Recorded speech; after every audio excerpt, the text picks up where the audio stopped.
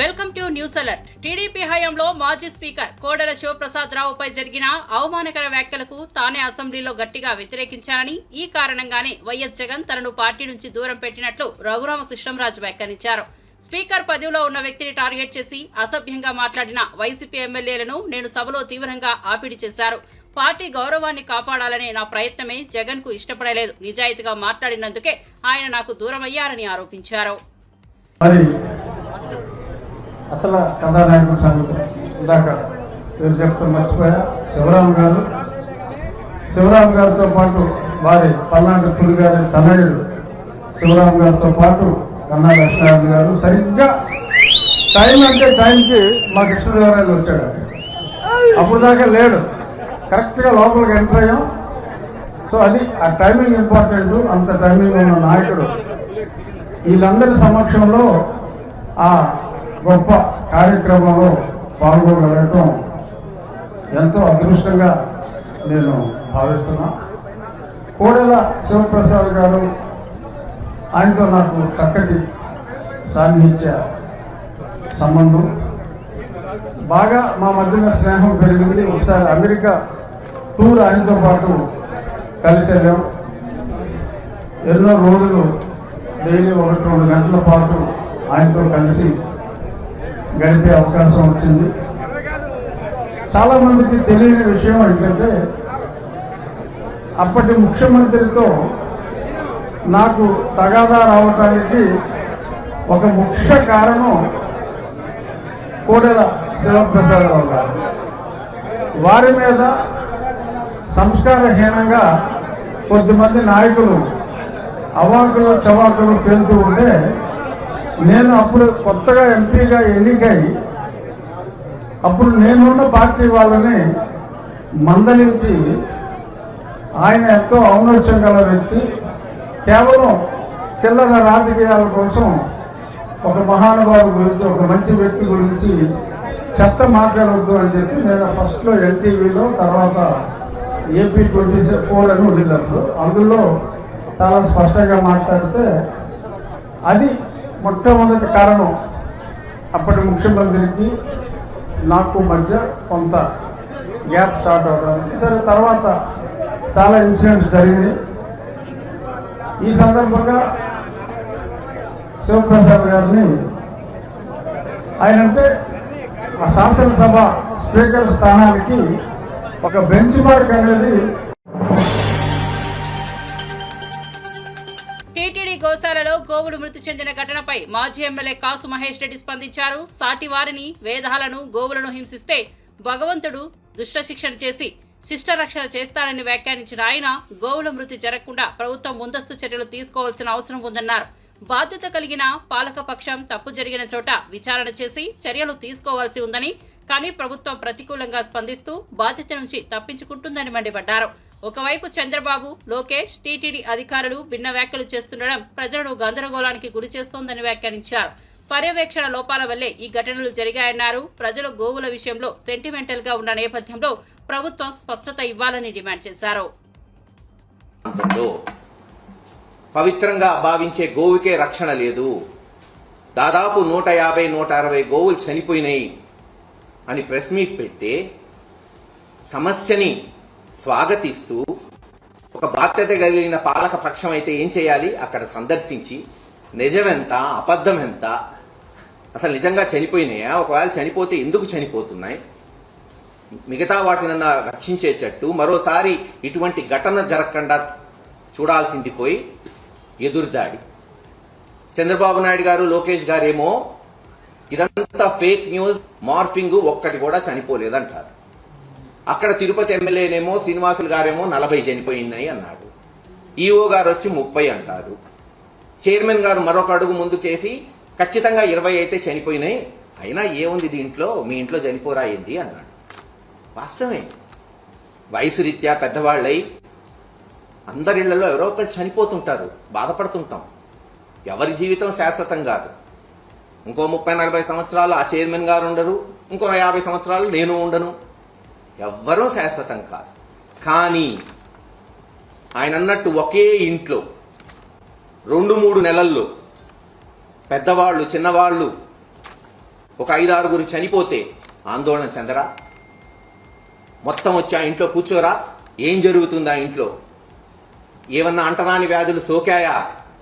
దాన్ని ఎలా ఆపాలి? వేరే వాళ్ళ ఆపద పడకుండా చూడాలి, రక్షించాలా లేదా?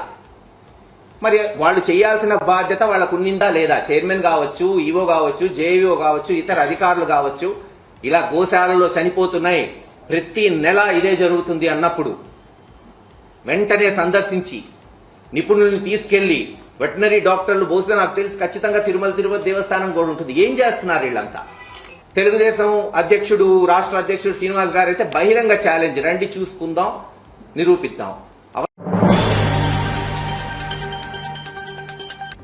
బీజేపీ కేంద్ర మంత్రి బండి సంజయ్ నేషనల్ హెరాల్డ్ కేసుపై సంచలన వ్యాఖ్యలు చేశారు. సోనియా గాంధీ, రాహుల్ గాంధీ 2,000 కోట్ల ప్రజాధనాన్ని దోచే ప్రయత్నం చేశారని తీవ్రంగా విమర్శించారు. ఈ కేసు బీజేపీ అధికారంలోకి రాకముందే 2011లో యూపీఏ హయాంలోనే నమోదైనదని స్పష్టం చేశారు. అప్పుడే సోనియా, రాహుల్ బెయిల్ తీసుకున్నారని గుర్తు చేశారు. బీజేపీకి ఈ కేసుతో ఎలాంటి సంబంధం లేదని స్పష్టంగా చెప్పిన బండి సంజయ్, ఈ దేశ చట్టాలు సోనియాకు, రాహుల్ కు వర్తించవా అని సూటిగా ప్రశ్నించారు.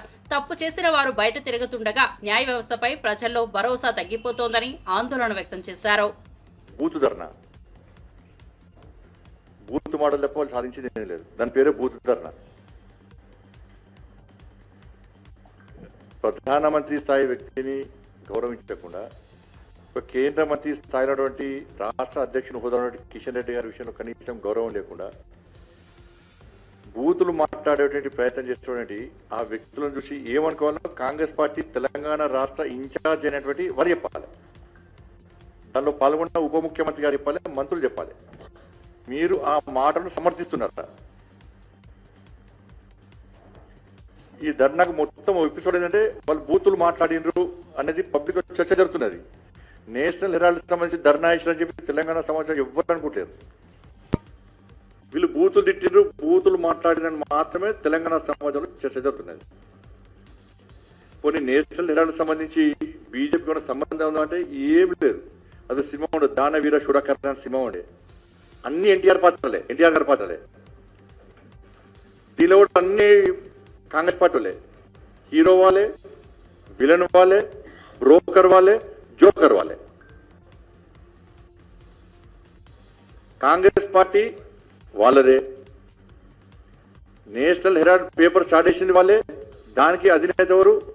నెహ్రూ వాళ్ళే. నెహ్రూ తర్వాత ఇందిరాగాంధీ, తర్వాత రాజీవ్ గాంధీ, తర్వాత సోనియా గాంధీ, తర్వాత రాహుల్ గాంధీ వాళ్ళే.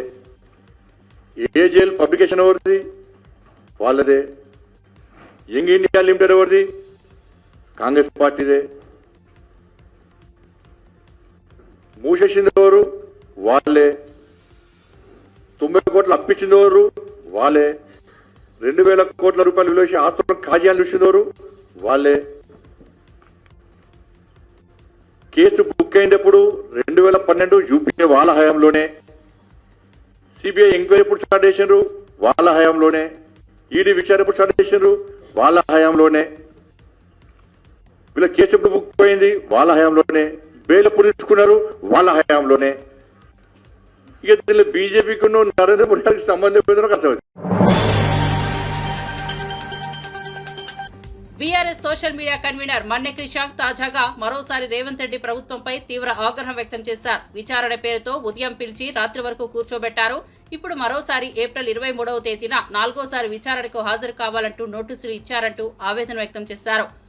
హైదరాబాద్ సెంట్రల్ యూనివర్సిటీ అడవుల్లో 1524 చెట్లు నరకడం, జింకలు చనిపోవడం, 10,000 కోట్ల భూదందా జరిగినట్లు కేంద్ర ఎన్నికల సంఘం నివేదికలో చెప్పిన విషయాలను గుర్తు చేశారు.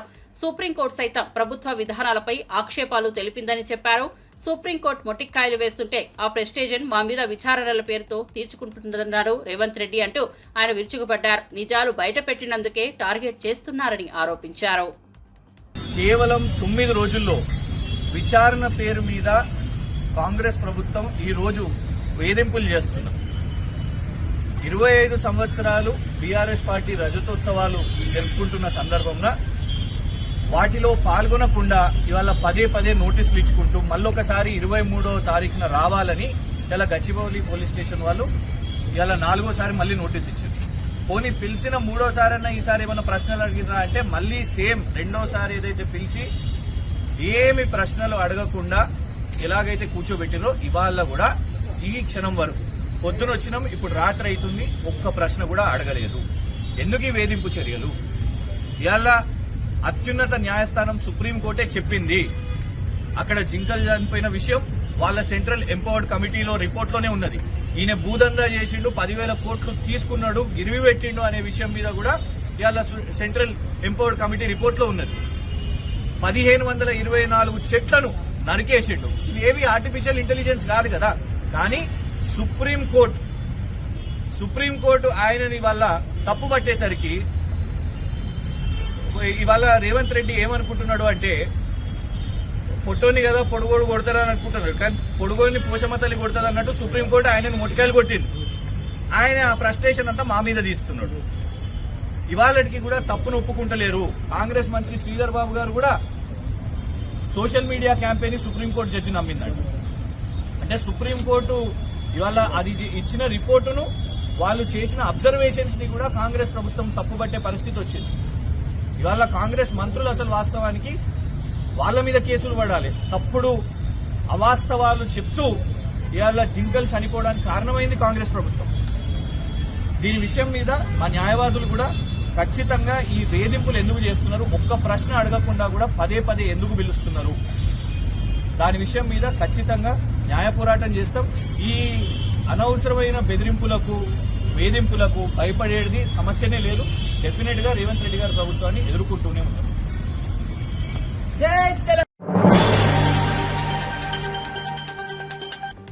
టాలీవుడ్ నటి అలైక్య చిట్టి చెల్లెలు రమ్య మరో కొత్తడుగు వేయబోతోంది. ఇప్పటికే ఫ్యాషన్ రంగంలో సొంత గుర్తింపు తెచ్చుకున్న రమ్య ఇప్పుడు కాస్మోటిక్ బిజినెస్ రంగంలోకి అడుగు పెడుతున్నట్లు సమాచారం. త్వరలోనే ఆమె ప్రారంభించనున్న కొత్త బ్యూటీ బ్రాండ్ పేరులో లాంచ్ డేట్ ను అధికారికంగా ప్రకటించనుంది. ఇన్స్టాగ్రామ్ లో యాక్టివ్ గా ఉండే రమ్య ఇప్పటికే beauty tips, home made skin care tricks ను పంచుకుంటూ తనకంటూ ప్రత్యేక ఫాలోయింగ్ సంపాదించుకుంది. ఈ క్రేజీ ఆమెనే కొత్త వ్యాపారానికి ప్రేరణ ఇచ్చినట్టు తెలుస్తోంది. త్వరలో జరగబోయే లాంచ్ ఈవెంట్ కి పలువురు సినీ సెలబ్రిటీలను ఆహ్వానించనున్నారు. అలైక్య చిట్టి కూడా ఈ బిజినెస్ వెంచర్ లో చెల్లెలకు పూర్తిగా మద్దతుగా నిలుస్తున్నట్లు తెలుస్తోంది. ఫ్యామిలీ, ఫ్రెండ్స్ అందరూ ఇంకా ఇన్స్టాలో మెసేజెస్ కూడా నేను చూస్తున్నాను ఈ మధ్యన, కామెంట్స్ కూడా, మీరు కంబ్యాక్ ఇవ్వండి, స్ట్రాంగ్గా ఇవ్వండి, మేము ఆర్డర్ చేస్తాం, సపోర్ట్ చేస్తాము అని అంటున్నారు. సో ఈసారి పెట్టబోయే బిజినెస్ ఏదైతే ఉందో రమ్య మోక్ష పికిల్స్ మీద, సో అది ఖచ్చితంగా అందరూ ఎఫోర్డ్ చేసే ప్రైజెస్కి మంచి క్వాలిటీ ఇస్తూ మెయింటైన్ చేస్తూ మంచిగా బిజినెస్ అనేది రన్ చేద్దాం అనుకుంటున్నాం. అండ్ మెయిన్ థింగ్ ఏంటంటే కస్టమర్స్తో మాట్లాడడానికి ఒక పర్సన్ని అసిస్ట్ చేసుకుందాము అనుకుంటున్నాము. సో ఎలాంటి డిస్టర్బెన్సెస్ రాకుండా, సో మా సిస్టర్ అయితే తన ఇన్వాల్వ్మెంట్ లేకుండా ఇంకా ఈసారి చేయబోయేదంతా నేను మాత్రమే చేస్తాను. లాస్ట్ టైం అలైక్య చిట్టి పికిల్స్ బిజినెస్ అందరం కలిసి చేశాము. అండ్ ఆ బిజినెస్కి కూడా రమ్య మోక్ష అని పెడదామని ఆ రోజే అనుకున్నాను. కాకపోతే మా అక్క నేమ్ పెట్టడానికి గల రీజన్ ఏంటంటే, నేను ఆ టైంలోనే ఇండస్ట్రీలో మూవీస్ చేస్తున్నాను. సో పికిల్స్ పచ్చళ్ళు అమ్ముతుంది అంటే కొంచెం ఇండస్ట్రీ పరంగా కొంచెం బాగోదు. సో మా డాడీకి చెప్తే అలెక్కి అక్క పేరు పెడదాము అనేసి అన్నారు. సరే అక్క ఏదైతే ఏంటి అందరం కలిసి చేసుకునేదే కదా అని అక్క పేరు పెట్టడం జరిగింది. సో ఈసారి అయితే రమ్య మోక్ష పికిల్స్తో మీ ముందుకైతే రాబోతున్నాము. ఒక 1 month 2 months లేట్ అవుతుందని నాకు తెలీదు. కంబ్యాక్ అయితే స్ట్రాంగ్గా ఇస్తాను.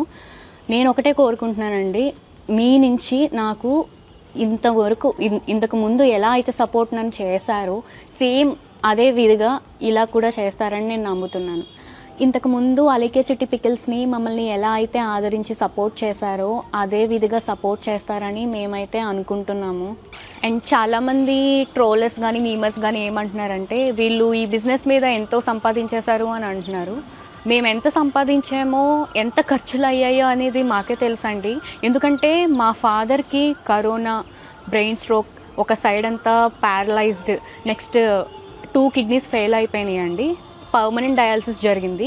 దానికి రొటేషన్ మేము ఎంత అయితే ఎర్న్ చేస్తున్నామో అంతా రొటేషన్లా అయిపోయేది. ఈవెన్ మా ఇల్లు అలా మెయింటైన్ అయ్యేది.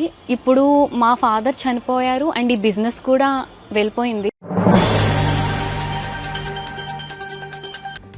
వైఎస్ఆర్ కాంగ్రెస్ పార్టీ సీనియర్ నేత విజయసాయిరెడ్డిని ప్రత్యేక విచారణ బృందం ప్రశ్నల వర్షంతో తడిపేది. ముఖ్యంగా ఆయన నివాసంలో ఇటీవల జరిగిన 2 కీలక సమావేశాల విషయాన్ని ప్రస్తావిస్తూ, మీ ఇంట్లో 2 సమావేశాలు జరిగాయా అనే ప్రశ్నను సిట్ బృందం స్పష్టంగా అడిగినట్లు సమాచారం. ఈ విచారణ నేపథ్యంలో ప్రస్తుతం వైసీపీ వర్గాల్లో ఉద్రిక్తత నెలకొంది. 2 భిన్న సంఘటనల తాలూకు సమాచారాన్ని కలిపి వ్యూహాత్మకంగా ఏదైనా కుట్ర జరిగిందా అనే కోణంలో సిట్ విచారణ సాగిస్తోందని సమాచారం. అధికారికంగా ఇంకా పూర్తి వివరాలు వెల్లడించినప్పటికీ విచారణ దిశను చూస్తే ఇది కీలక మలుపు తీసుకునే అవకాశం ఉందని విశ్లేషకులు భావిస్తున్నారు. తిరిగి రావాలని నేను అనుకోలే. నేను వ్యవసాయం అని అంటే వ్యంగ్యంగా ముసలోడు వ్యవసాయం చేసుకుంటానన్నాడు, మళ్ళీ ఈ రాజకీయాలు ఏంది అని మీరే నేను రాజకీయాల్లో ఎంటర్ అయిపోయినట్టు రీఎంట్రీ అని ఈ రకంగా రకరకాలైనటువంటి వ్యంగ్యాస్త్రాలన్నీ కూడా సంధిస్తూ ఉన్నారు. ఇది తప్పు. ఇప్పుడు మీరు వ్యాపార రంగంలో నేను ఏదైనా చేయొచ్చు, రాజకీయాల్లో రీఎంట్రీ కావాలి అని అంటే మీ యొక్క పర్మిషన్ కావాలన్నా నా ఇష్టం. నేను కావాలంటే రీఎంట్రీ అవుతా, మీ పర్మిషన్ ఏం అక్కర్లేదే. నేను వ్యవసాయం నేను వదిలేసుకుంటా, నా ఇష్టం. వ్యాపార రంగంలో ఎంటర్ అవుతా, నా ఇష్టం. దానికి మీ పర్మిషన్ అవసరం లేదే, దానికి వ్యంగ్యాస్త్రాలు అవసరం లేదే, దానికి సాక్షి ఛానల్లో వ్యాఖ్యానాలు అవసరం లేదే. నా వరకు నేను చిత్తశుద్ధితో ఏదన్నా ఉంటే నేనే చెప్తా ఉన్నాను. నేను ఎంపీ పదవి తిరిగి ఆశించలేదు అని నేనే చెప్తున్నాను. అలాంటప్పుడు మీరు ఎలా రాస్తారు ఇవన్నీ? So thank you very much. ఇంకా దీంట్లో స్కామ్ అసలు జరిగిందా జరగలేదా, అలాగే దీని వెనక ఒక బిగ్ బాస్ ఉన్నారని చెప్పి విస్తృతంగా ఒక ప్రచారం అయితే జరుగుతుంది సార్. ఎవరా బిగ్ బాస్ మీకు తెలిసిన? స్కామ్ జరిగిందా లేదా అన్నటువంటిది రాజశేఖర్ రెడ్డిని అడగండి.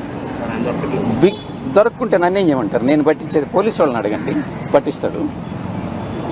బిగ్ బాస్ ఉన్నారా లేదా అన్నటువంటి విషయం నాకు తెలియదు, నిజంగా కూడా నాకు తెలియదు. ఆ బిగ్ బాస్ ఎవరైనా మీ దృష్టిలో ఉంటే మీరు ఎవరో చెప్పండి, నేను కూడా వింటాను.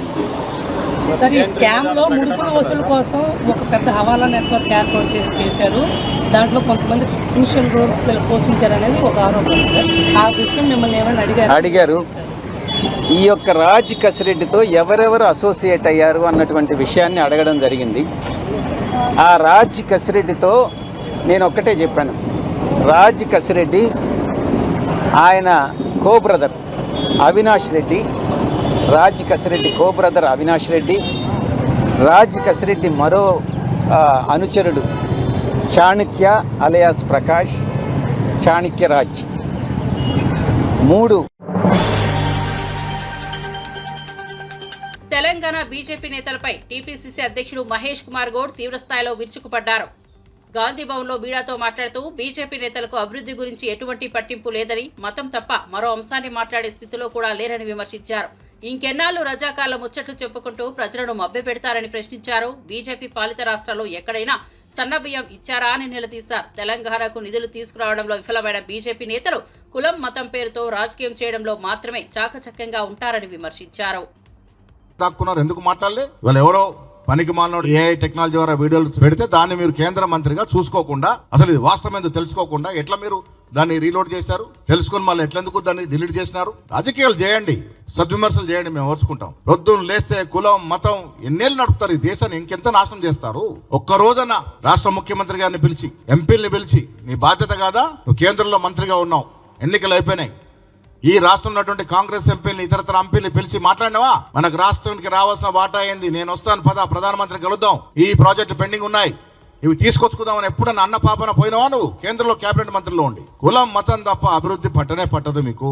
మీరు అనుకుంటారు ఇంకా కులం పేరుతో మతం పేరుతో మళ్ళీ రాజకీయాలు చేస్తారు. యువత ఆలోచిస్తూ ఉంది, ఇలా యువత ఆలోచిస్తుంది, మాకు ఎవరు భోజనం పెడతాడు, ఎవడు అన్నం పెడతాడు, ఎవరు ఉద్యోగం ఇస్తాడు, వాడే మాకు లీడర్ అంటున్నాడు. రోజు పొద్దున్న లేస్తే కులం పేరు చెప్పి ఓటు దండుకోవాలని చూస్తే రోజులు పోయినాయి, నూకలు చెల్లిపోయినాయి. ఆ రోజులకి పొద్దున్న లేస్తే యువత అడుగుతుంది, మాకు ఎక్కడ ఉద్యోగాలు వస్తాయి, మా జీవనోపాధి ఏంటి, ఏ ప్రభుత్వం మాకు ఉపాధి చూస్తుంది, ఏ ప్రభుత్వం వల్ల మాకు మెరుగైనటువంటి అవకాశాలు వస్తాయి, అవి ఆలోచిస్తా ఉన్నారు యువత. ఇవాళ ఆ యువతను కూడా మీరు మతం పేరిట తప్పుదారి పట్టించే ప్రయత్నం చేస్తా ఉన్నారు. ఇది మంచి పద్ధతి కాదు. మజ్లిస్ పార్టీకి మేము తొత్తట. మజ్లిస్ పార్టీ ఏంటి, కాంగ్రెస్ జాతీయ కాంగ్రెస్ పార్టీ ఏంటి? ఇక్కడ మాట్లాడుతున్నారు కిషన్ రెడ్డి గారు. మీరు ఎవరికి కూడా తొత్తులుగా ఉండాల్సిన అవసరం లేదు. మాకు ఒకటిగానే వస్తాం, ఒకటిగానే గెలుస్తాం. గత ఎన్నికల్లో ఒకటిగానే వచ్చి గెలిచినాం మేము. కాంగ్రెస్ పార్టీ గత ఎన్నికల్లో గెలిచిందంటే ఒకటిగానే గెలిచాం. మీకు తెలియదా అప్పుడు ఎవరితో ఉన్నారనేది? తెలుసుకోకుండా మాట్లాడడం మంచి పద్ధతి కాదు. ఇవాళ చాలా సందర్భాల్లో కిషన్ రెడ్డి గారు ఎన్నిసార్లు నేను ప్రశ్నించిన జవాబు మాత్రం చెప్పడు. మూసీ నది విషయంలో స్పష్టత లేదు. సాబర్మతి నది కట్టుకోవచ్చు గుజరాత్ లో, అక్కడ ప్రైవేట్ వ్యక్తులకు భూములను వ్యాపారం చేసుకోవచ్చు, కానీ మూసీ నదికి నిధులు కావాలంటే మాత్రం నోరిప్పడు. ఒకప్పుడు మెట్రో రైల్ రాజశేఖర్ గారు ఉన్నప్పుడు దేశంలో 2వ స్థానంలో ఉంది తెలంగాణ రాష్ట్రం.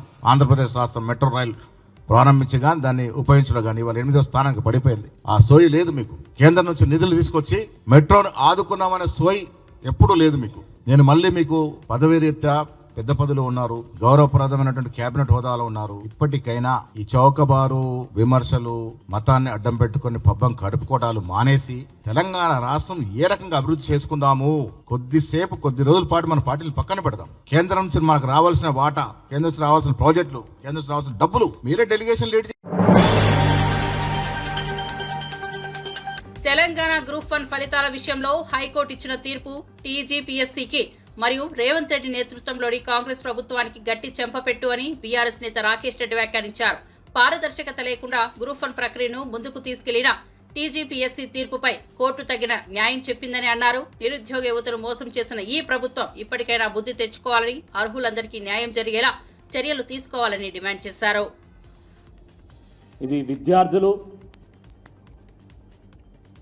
ఈ రాష్ట్ర యువత, గ్రూప్ 1 యాస్పిరెంట్స్ వాళ్ళ యొక్క పోరాట ఫలితం ఈ తీర్పు. ఇది వారి సాధించినటువంటి ఒక గొప్ప విజయంగా మేము భావిస్తూ ఉన్నాం.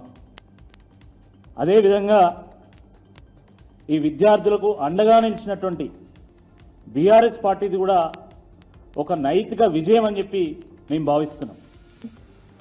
ఎందుకంటే ఈ గ్రూప్ 1 పరీక్ష నిర్వహణలో, ఫలితాల్లో, మూల్యాంకనంలో అనేక అవకతవకలు జరిగినాయి. ఇదంతా గందరగోళంగా ఉన్నది, ఏదో గోల్మాల్ జరిగిందని చెప్పి బీఆర్ఎస్ పార్టీ పక్షాన మేము మొదటి రోజు నుండి వాదిస్తూ వచ్చినాం. అయితే ఒక బాధ్యతాయుతమైనటువంటి ఒక రాజకీయ పక్షంగా, ఒక ప్రతిపక్ష పార్టీగా ప్రజల పక్షాన ప్రభుత్వానికి ప్రశ్నలు వేస్తే వాటికి సమాధానాలు చెప్పాల్సింది పోయి టీజీపీఎస్సీ లేదా రాష్ట్ర ప్రభుత్వము మా పరువు పోయింది, మా ఇజ్జత్ పోయింది కాబట్టి మేము మీ మీద ఇజ్జత్ దావా కేసు వేస్తాం, నువ్వు మాట్లాడొద్దు, నువ్వు పోస్ట్ పెట్టొద్దు, నువ్వు 7 రోజుల్లో రిప్లై చేయాలి, నువ్వు ఒకవేళ వైలేట్ చేస్తే నీ మీద క్రిమినల్ కేసు పెడతాం, నీ మీద సివిల్ కేసు పెడతామని చెప్పి బ్లాక్మెయిల్ చేసి బెదిరించినటువంటి ఒక పరిస్థితిని మనం చూసాం. ఆ రోజు టీజీపీఎస్సీ మాకు నోటీస్ ఇస్తే నిన్న హైకోర్టు టీజీపీఎస్సీకి, రాష్ట్ర ప్రభుత్వానికి నోటీస్ ఇచ్చింది. న్యాయం ఎవరి వైపు ఉందో చాలా స్పష్టంగా అర్థమైంది. ఎన్ని అనుమానాలు, ఎన్ని అవకతవకలు, ఎంత గందరగోళం, ఎంతమంది సఫర్ అవుతా ఉన్నారు. అయినా కూడా ప్రభుత్వానికి కనీసం చీమ పుట్టినట్టు కూడా లేదు. పైగా యాస్పిరెంట్స్ ఎవరైనా న్యాయస్థానాన్ని ఆశ్రయిస్తే రాష్ట్రంలోని 8,427 మంది క్రైస్తవ పాస్టర్లకు నెలకు 5,000 చొప్పున గౌరవ వేతనాన్ని ఇవ్వనున్నట్లు ఏపీ ప్రభుత్వం ప్రకటించిన సంగతి తెలిసిందే. ఈ మేరకు సంబంధిత శాఖ అధికారులు ఉత్తర్వులు జారీ చేశారు. ఈ నేపథ్యంలో ముఖ్యమంత్రి చంద్రబాబుపై ప్రజాశాంతి పార్టీ అధ్యక్షుడు కేఏ పాల్ విమర్శలు గుప్పించారు. 8,000 మంది పాస్టర్లకు నెలకు 5,000 గౌరవ వేతనాన్ని ఇస్తామని గుడ్ ఫ్రైడే సందర్భంగా ప్రకటించారని, గౌరవ వేతనాన్ని ఇంతకు ముందు ఇవ్వకుండా ఇప్పుడు ఎందుకు ఇస్తున్నారో చెప్పాలని చంద్రబాబును కేఏ పాల్ డిమాండ్ చేశారు. పాస్టర్ ప్రవీణ్ ది హత్య అంటూ కోట్ల మంది క్రిస్టియన్లు, హిందువులు, ముస్లింలు ముందుకు రావడంతో పాస్టర్ల ద్వారా వారు నూరు మోయించే ప్రయత్నం చేస్తున్నారా అని ప్రశ్నించారు. ముస్లింలు కాకపోయినప్పటికీ దేవుడే మానవుడిగా ప్రజలందరినీ, మనలందరినీ రక్షించడానికి ఈ లోకానికి వచ్చి 33.5 సంవత్సరాలు జీవించి ఆయన చెప్పిన ప్రకారమే శిలువపై ఎక్కి మన అందరి కొరకు ప్రాణము పెట్టి రక్తము కార్చి చిందించి, ఇగో నేను మరలా 3 రోజుల తర్వాత లేస్తానన్నారు. మరలా 3 రోజుల తర్వాత ఆయన లేచి 542 మందికి కనిపించి శిష్యులతో మీరు సర్వలోకానికి వెళ్ళి సర్వ సృష్టికి కులాలకు, మతాలకు, ప్రాంతాలకు అతీతంగా నేను వచ్చాను, ప్రాణం పెట్టాను, రక్తము కార్చాను. నా ద్వారా మీకు రక్షణ, మనస్సుకు నెమ్మది, శరీరానికి ఆరోగ్యం, ఆత్మకి శాంతి. చనిపోయిన తర్వాత నాతో పాటు లక్షల కోట్ల సంవత్సరాలు మీరు పరలోక రాజ్యానికి వెళ్ళాలి అంటే యేసు నా రక్షకుడు, నా ఏకైక రక్షకుడని మీరు మనసులో, హృదయంలో నమ్మి మనస్ఫూర్తిగా మీరు కోరుకోవాలని చెప్పిన వాక్యాలు ఈరోజు 850 కోట్లలో దాదాపు 300 కోట్ల ప్రజలు ప్రభువును అంగీకరించారు. ఇంకా అంగీకరించిన వారు అపార్థం చేసుకోకుండా, మతంలో కలమని నేను చెప్పట్లేదు, ఏ మతం కూడా స్వర్గానికి తీసుకెళ్దు. మతాలు మనల్ని విభజిస్తాయి. కొంతమంది మత నాయకులు ఈరోజు చిచ్చులు పెడుతున్నారు. కొంతమంది మత నాయకులైతే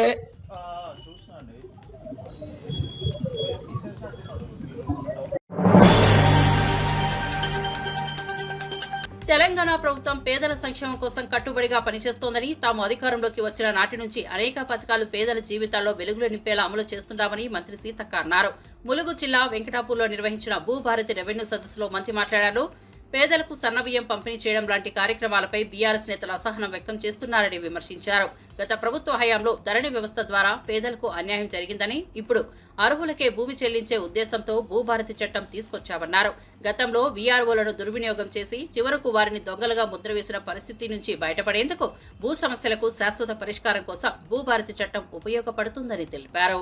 ఎవరికైతే చెందుతుందో భూమి వారికే చెందాలన్నటువంటి ఒక చిత్తశుద్ధితో మన ముఖ్యమంత్రి గారు, సీఎం రేవంత్ రెడ్డి గారు, పెద్దలు గౌరవనీయులు, మన ఇన్ఛార్జ్ మంత్రి, రెవెన్యూ శాఖ మంత్రి, మనకు పెద్ద ఎత్తున ఇండ్లిస్తున్నటువంటి మంత్రి మా సోదరుడు పొంగులేటి సీనన్న గారు ఈ యొక్క మరి భూభారతిని మన రాష్ట్రంలో 4 ప్రాంతాలు సెలెక్ట్ చేస్తే 4 మండలాలు సెలెక్షన్ చేస్తే 4 ములుగు జిల్లాలోనే వెంకటాపూర్ మండలాన్ని పైలట్ ప్రాజెక్టుగా సెలెక్ట్ చేసినందుకు వారికి ప్రత్యేకంగా ధన్యవాదాలు తెలియజేస్తా ఉన్నాను. భూమి అనేది మరి ఒక ఆదాయం, ఒక ఆత్మగౌరవం, ఒక బలం. భూమి ఉంటే మన దగ్గర ఎవరైనా అప్పిస్తారు. భూమి ఉంటే మనం పంట ఎంతైనా తీసుకోవచ్చు. ఇవాళ ఆ పంట వస్తుంటే మరి రైతుకు 500 బోనస్ ఇస్తున్నాం. అదే బోనస్ ద్వారా కొన్న వడ్లను ఇవాళ బియ్యం పట్టించి పేదింటి బిడ్డలు ఒక్కరి పేరు మీద 6 కిలోలు ఇస్తే మినిమం ఒక్క మనిషికి 300 రూపాయలు సన్న బియ్యం మీరు బయట పెట్టి కొనుక్కుంటే ఈ రోజు ఫ్రీగా మన ప్రభుత్వం ఇస్తుంది. ఇట్లా భూమి అనేక రకాలుగా మనకొక మరి ధైర్యం. కాబట్టి ఈ ధైర్యాన్ని ధరణి పేరుతో గత 10 సంవత్సరాలలో దగా చేయడం జరిగింది. ఇందాక ఒక రైతు చెప్పిండు, నా భూమి ఉండే ఆయన చేతిలో నేను చూసిన మరి వైఎస్ఆర్ గారి గవర్నమెంట్ లో ఇచ్చిన పట్టా కూడా కనబడుతుంది. తర్వాత గత ప్రభుత్వం ఇచ్చిన పట్టా ఉంది. తర్వాత దాన్ని నెంబర్ రద్దు చేసి ఇంకోవరి పేరు ఎక్కిచ్చేసిరాడు. అంటే గతంలో పట్టా ఆయనదే ఉంది, మధ్యలో కూడా పట్టా ఇచ్చిరు, మోకా మీద కూడా ఆయనే ఉన్నాడు. కానీ మరి ఇన్ఫ్లుయెన్స్ చేసేటటువంటి వాళ్ళు, మరి అవకాశం ఉన్నటువంటి వాళ్ళు, అధికారం ఆ రోజు ఉన్నటువంటి వాళ్ళు కొంతమంది మరి అధికారులను బెదిరించో లేదో లోబర్చుకోనో వాళ్ళ పేర్లు తీసేసినటువంటి పరిస్థితి. వాటన్నింటినీ చెక్ పెట్టాలనే ఉద్దేశంతో ఈ రోజు భూభారతి చట్టాన్ని తీసుకొచ్చి ఎవరైతే అర్హత ఉందో, ఎవరికైతే చెందుతుందో వాళ్ళకే ఈ భూమి దక్కాలనేటువంటి లక్ష్యంతో కొత్త చట్టానికి. హైదరాబాద్ లోని పలు ప్రాంతాల్లో జోరు వాన కురిసింది. ఎస్ఆర్ నగర్, బోరబండ, జూబ్లీహిల్స్, కోటి, నాంపల్లి, హిమాయత్ నగర్, కార్వాన్, కొత్బుల్లాపూర్, వనస్థలిపురం తదితర ప్రాంతాల్లో ఈదురుగాలులతో కూడిన వర్షం కురిసింది. వర్షం కారణంగా పలు చోట్ల విద్యుత్ సరఫరాకు అంతరాయం ఏర్పడింది. చాలా చోట్ల రోడ్లపై నీరు నిలిచిపోవడంతో వాహనదారులు తీవ్ర ఇబ్బందులు పడుతున్నారు. కొన్ని చోట్ల ట్రాఫిక్ స్తంభించింది.